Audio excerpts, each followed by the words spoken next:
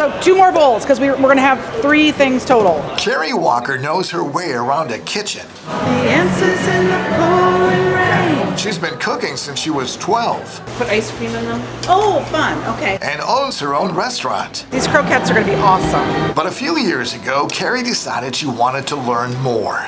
Also really good. They're really good. So despite being super busy with 3 kids, a husband, and a business, she decided to go back to school. Carrie Walker. And after lots of hard work, Carrie graduated from Madison College's Culinary Arts program. The support at Madison College it's unbelievable. I have a 4-year degree from a big state university. I have a 2-year Associate of Arts degree from a junior college on the West Coast. And the 3 experiences, they don't compare.